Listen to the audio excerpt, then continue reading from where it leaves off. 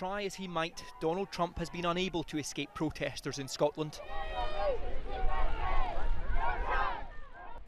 Retreating behind a wall of security in his own Turnberrry golf resort was meant to provide privacy, but he got no peace today.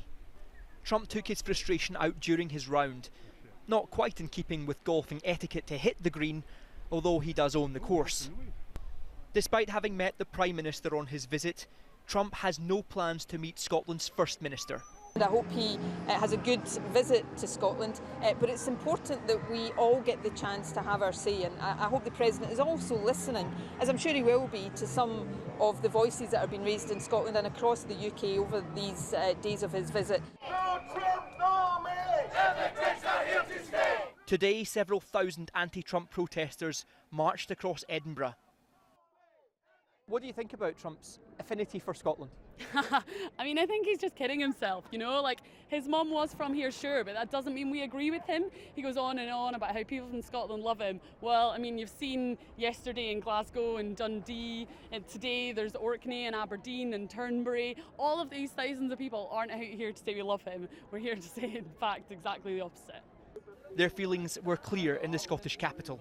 All the lassies say hello, Donald, you're a loser. But I would like him to know that we're coming out and we're going to stand up against him. 3, 2, 1. Joining demonstrators today, that inflatable has followed Donald Trump into Scotland.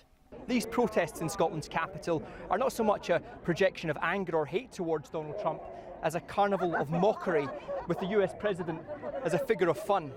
Meanwhile, he has retreated far, far away from this circus of controversy that follows him wherever he goes.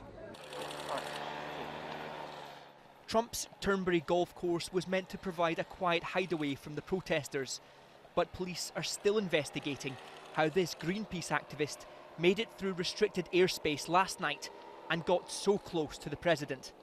Cheerio, cheerio, cheerio. Today's protests have passed peacefully across Scotland.